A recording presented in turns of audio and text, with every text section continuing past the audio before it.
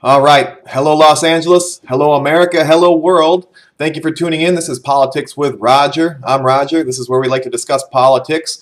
It is Friday, December 1st, 2017. It's about 1:30 in Los Angeles. Again, thank you for tuning in. Okay, last week was a really fun broadcast. We got to talk a lot about the impact that the presidency of Donald Trump has had in the last year. This week, not going to be so fun. I normally don't title these broadcasts, but if I were to title this broadcast, it would be The Empire Strikes Back, because that's what we're seeing. Now, I don't want to alarm anybody, or, we're definitely not operating in a spirit of fear here on this broadcast, so I would tell you not to be fearful. But at the same time, I would caution that I think we're going to start seeing some real sparks flying. The globalists, and again, I'll just to clarify, when I say globalists, we're talking about unelected bureaucrats, unelected officials in the bureaucracy attempting to consolidate power into basically unelected trade unions, conglomerates, by consolidating industry, consolidating finance, into these networks that usurp the authority and law of the nation state. That's what we call globalism. We are going to see the globalists, I think, make their big moves in the next 30 to 60 days, and we already see evidence of this happening. We'll get into all that now. They're going to go for broke because if you tuned into last week's broadcast, we talked about all the victories that we're having here in the Liberty Movement, the Make America Make America Great Again movement, America First movement. Our movement, and again, the perspective of this broadcast is from the libertarian constitutionalist point of view. That is what we're defending here, and we're also operating towards the decentralization of power, against the centralization of power, particularly trying to usurp the authority of we the people, the American people, in our Constitution. So that is what we're fighting. Back in October, first week of October, Donald Trump made a reference to the calm before the storm. I do think that the storm is coming. Again, do not be fearful, but be ready. And I just want to point out, I wish I was saying this in all my broadcasts, and I haven't said this yet. If you are not right with God, it is time to get yourself right with God. And by God, I mean Jesus Christ. I know everybody has their own relationship and their own house cleaning.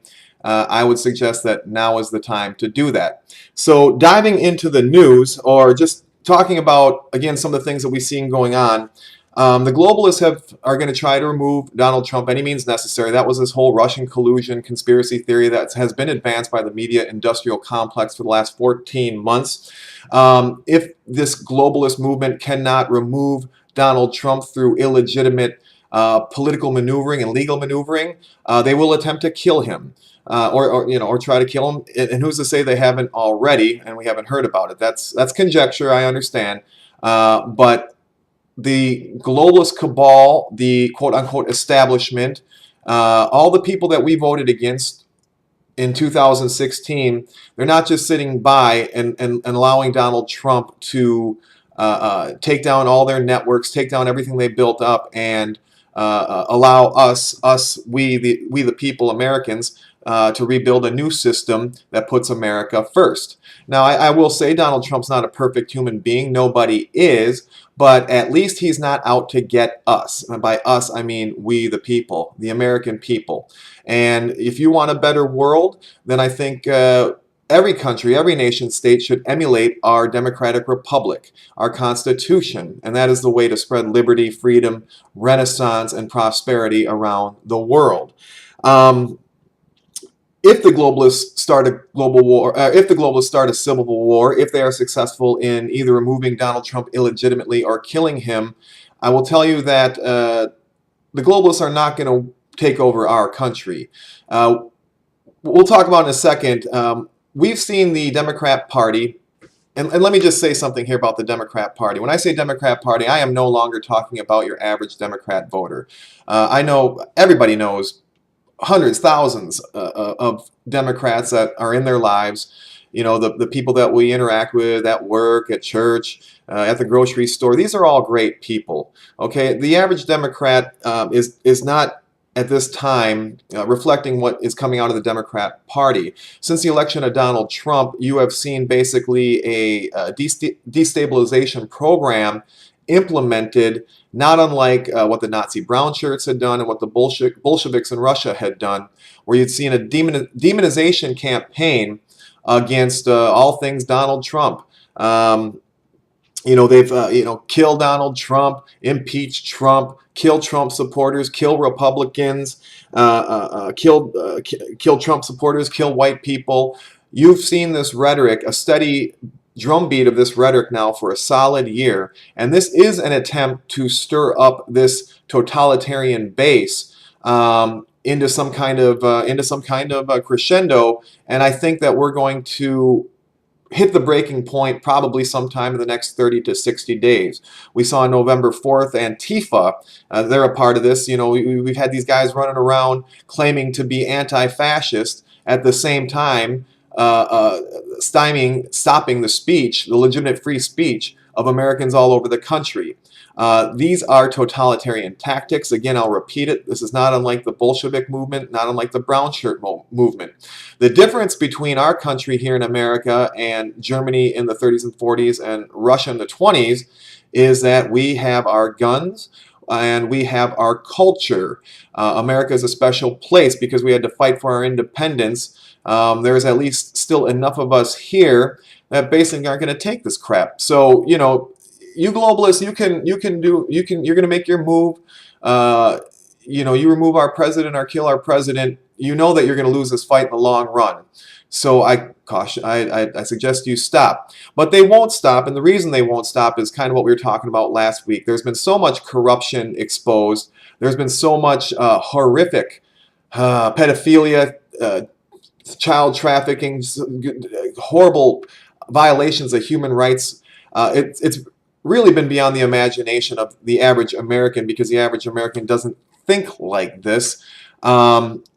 Because all these secrets, because of all these open secrets have been exposed, and this goes in Hollywood, Washington, D.C., in the journalism industry, those who are in power, or those who have lost power, are now hanging on by their fingernails, and they are now desperate. Again, we are reaching that crescendo. I would compare the state of the world right now to a beehive that's been disturbed. Have you ever maybe seen a beehive outside and maybe thrown a rock at it or hit it with a tree branch or something and watch all the bees scatter? That is where we are at in the world. Now, again, I'm not saying that it is chaotic. There's a lot of movement, and there's a lot of movement with urgency. But again, I want to stress again, do not operate in a spirit of fear. There's no need to be fearful. We just need to be aware and strong. And to my patriots out there, now is the time to be very bold, to stand up, because again, the next 30 to 60 days, the globalists, who we call the globalists, our former government, will be making their big moves. We saw that today a little bit. The FBI has made their big move. Robert Mueller has made his big move in charging Michael Flynn with lying to the FBI. You see the media industrial complex immediately jumping on that story and trying to make the most of it as they could. Again, it's about quarter to 2 o'clock in Los Angeles, and already the story has seemed to be dying down a lot on social media. People are reporting it, but people are not panicking here in the Make America Great Again movement. We've known for a long time that Robert Mueller and the FBI has been reaching, all the while trying to cover up their own crimes. So, we talked a lot about that last week, so I'm not going to retouch a lot of the Uranium One story, the corruption of the Clinton Foundation, Robert Mueller, James Comey, and their interaction, or their being accomplices to a lot of illegal activity happening during the Obama administration through Hillary Clinton's State Department. So they're in desperation mode. They're moving with great urgency, and they're going to throw everything at us, including the kitchen sink. So be ready, patriots. Spread this information. Please, keep doing what you're doing and alerting the people of what's going on. All right, so I just want to pivot now a little bit from domestic politics and what's going on with this totalitarian movement here at home and talk about what's going on in the world. Because again, just like that beehive analogy here in the United States, the whole world is in that disturbed beehive state where everybody is on, not everybody, it seems like everybody's on the move. There's a lot of urgency and chaos happening. I'm going to start here in the Muslim world because it appears to be, and we're all praying for a reformation in the Muslim world. That is a denouncement of radical Islamic terror and a clean break in the Muslim world towards prosperity, towards human rights, walking away, turning your back on Sharia law. And this is actually happening. Now, it has not been reported in mainstream news because nothing relevant seems to be reported in mainstream corporate news. There was a huge summit of Arab countries last week. Let's see if I can find that headline for you quickly. Where did it go? Yeah. A huge summit of Arab nations that are consolidating and coalescing to make a coalition that denounces radical Islamic terror. 41 Muslim countries vow to combat terrorism in first meeting. Qatar was not invited to this meeting, and this is really happening. I mean, this is something that would have never happened during the Obama administration. This is being led by Saudi Arabia, who, I've been very, very hard on the country of Saudi Arabia for a long, long time. During the Obama years, Saudi Arabia, through NATO and through our government, was able to finance and create a large Sunni Wahhabi army that took over the entire Middle East. We called it the Arab Spring. What it really was a Wahhabi Sunni extreme Islamic invasion of all of northern Africa, Iraq, and they lost steam into Syria as Syria never fell. We talked about what happened in Las Vegas. Las Vegas was, and I'm not going to touch a lot of it, but Las Vegas was a spillover of this civil war happening in Saudi Arabia, an attempted assassination attempt of King Salman and King Solomon's son, the prince, who is now in power in Saudi Arabia. The Kingdom of Saudi Arabia under King Salman and the prince are making a break from radical Islamic terror and aligning with Donald Trump in what is, could possibly one of the top 5 stories in the last 25 years. It's just an incredible pivot. Pray that it stays together and pray that this Muslim coalition of Arab states holds together and holds true and is able to make a complete pivot away from radical Islamic terror and are able to eliminate radical Islamic terror within their countries. We're all praying for that. It would be a dream come true. The mainstream media is ISIS and the Wahhabi Sunnis have not just stood by and allowed have not stood dormant. We've expelled the Wahhabi Sunnis, aka ISIS, aka Al Qaeda. We've expelled those forces from Syria and Iraq. Since Trump took the presidency, we have ruthlessly waged war on these Islamic armies marching across the Middle East and Northern Africa. But they have had their response, which is why I say the empire is striking back. Now, our mainstream media has not covered this, but there have been numerous terrorist attacks. They did cover the terrorist attack in Egypt. There have been terrorist attacks in Iraq. There have been terrorist attacks in Syria, Nigeria, all within the last month. So you see ISIS and the Wahhabi Sunnis pivoting their tactics away from, they've lost a lot of ground, so they've gone back now. They've been bombing mosques and have basically gone back to terrorizing other Muslims. So hopefully we can support these Muslims who want peace and eradicate those who are causing all the trouble. But that's where we're going with this. Another part of this whole equation that I have to bring up is the country of Libya. It has been reported that slavery, yes, slavery, you heard that right, human slavery is back and now in the open in Libya as Muslims are selling black men to slavery, black African men into slavery. This has been well documented. I bring this up. This is a direct result of United States policy, which is a shame to say. Famously, Hillary Clinton's State Department and during the Obama administration threw Muammar Gaddafi out of power in Libya. And as a result of the power vacuum, this is, basically terrorists took over. It's complete chaos in Libya. Now we have slavery and open air markets. Good job, Hillary. Good job, Brock. Hillary Clinton famously was quoted, "We came, we saw, he died," in the most arrogant of fashion. And this is, these actions, and that's not to say Gaddafi was a Boy Scout, but, you see the results. Libya has just collapsed into a complete hellhole. And, again, we have the State Department of Hillary Clinton and the administration, the Arab Spring, to thank for that. Also, we've talked a lot about the Muslim invasion of Europe. They were called refugees. I have claimed, and I'm not the first, nor will be the last, to say that this is part of a destabilization program by the same globalists that we were referencing earlier to collapse Europe. And why would they want to collapse Europe? Well, because out of the chaos, they can consolidate power and control everything. That is the alliance. That is why globalists have been aligning themselves with the Wahhabi Sunni Muslims and Muslim refugees, or Muslim invaders, as I call, and allowing them to infiltrate not only Europe, but our country.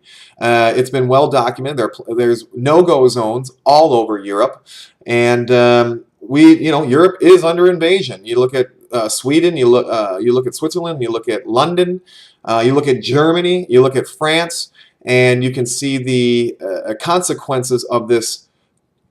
Well, I don't even want to call it policy. It's an invasion disguised as public policy, and it is being exposed, but not fast enough. But the story that I want to talk about just for a second is Donald Trump tweeted or retweeted some videos this week of Muslims, of Islamists. Maybe I need to start using Islamists instead of Muslims, because there is a difference. But Islamists executing homosexual men by throwing them off the top of buildings. And of course, the mainstream corporate media absolutely lost their mind. They tried to pressure Donald Trump and as usual, tried to bully him out of his own speech and try to tell them he was wrong for doing that.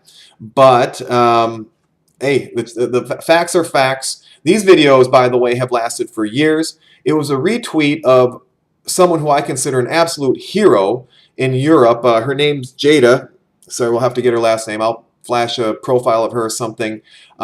She's part of the Britain First movement, a movement also, I think, founded by a man named Tommy Robinson, another hero who has been blowing the whistle on this invasion for quite some time. So these videos are not new. These ideas are not new. But the fact that our president is retweeting and injecting himself into this debate is quite critical. It drew the ire of the current mayor of London, Sadiq Khan, who denounced our president and told us our president is not welcome in London. Think about that for a second. America and the United Kingdom, Great Britain, allies during World War II. Americans storming the beaches of France to keep England, the United Kingdom free. And today they're saying, because they have what I would call an Islamist infiltrator as mayor in London, saying we are no longer welcome. We Americans, our president, when they say President Trump, don't get it twisted, guys. They're talking about you. If you're an American, we the people. Again, that doesn't mean Trump's perfect, but he represents us, and he's not out to get us. And the whole world knows it. And if you don't know it at this point, then you're behind the curve. Also, Theresa May denounced, the Prime Minister of the United Kingdom denounced the retweets. And Donald Trump fired right back saying that, hey, Miss May, you need to worry about the Muslim invasion in your country, not my tweets. And that was absolutely the appropriate response by Donald Trump.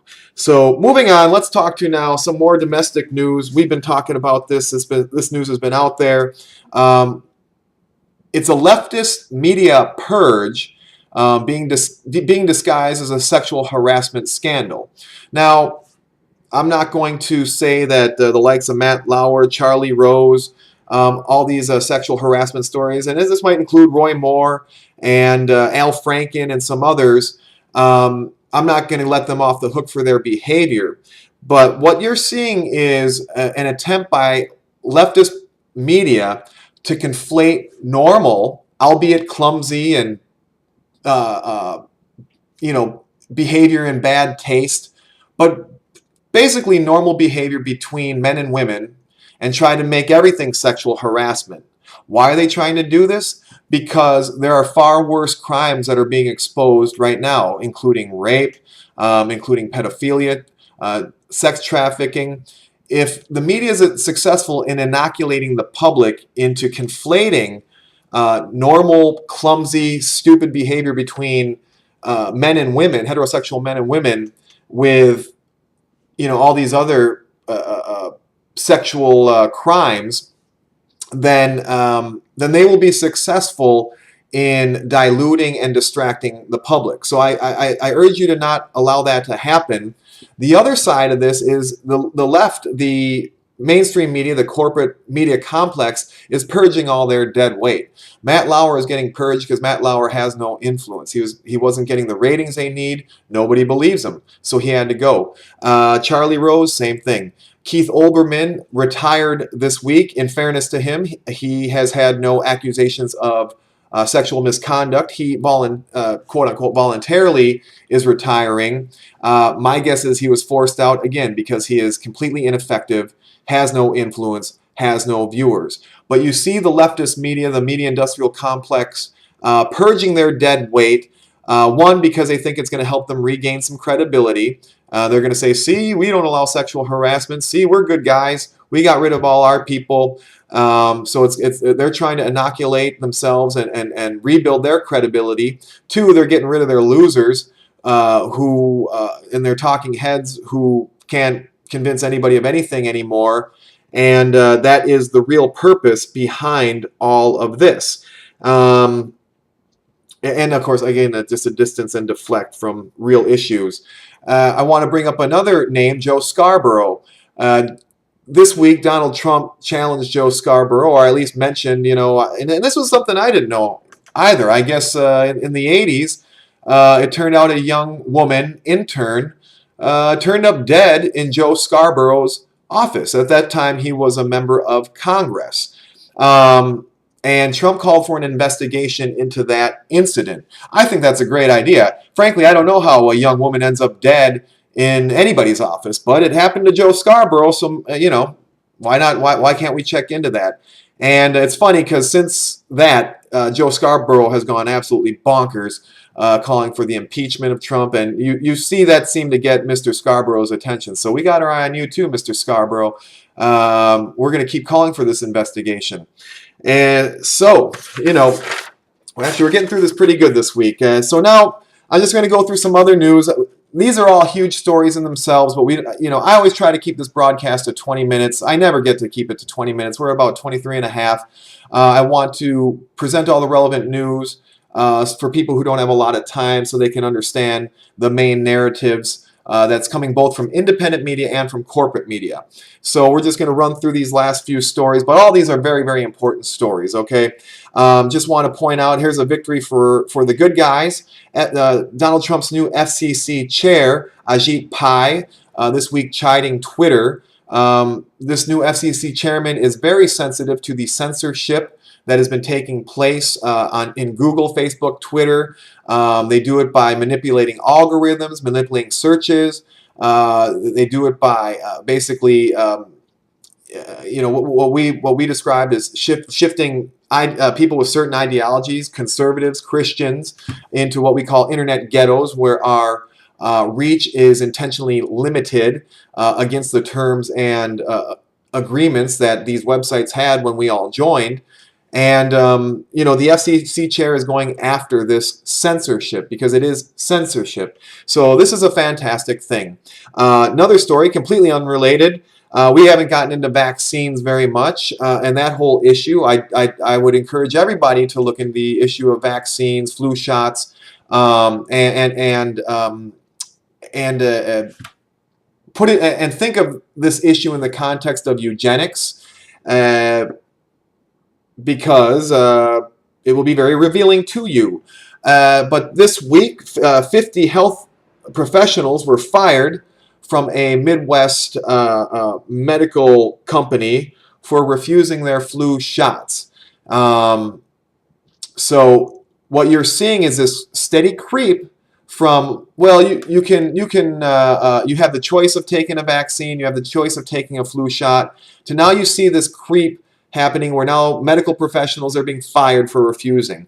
You're seeing that kids are not going to be allowed into public schools if they refuse their flu shot.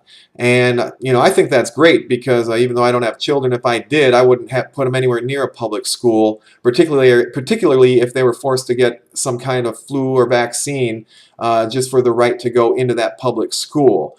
But you see this creep happening from voluntary vaccination and flu shots to now it's becoming mandatory, and you risk losing your job. You risk being thrown out of school, public school, if you refuse.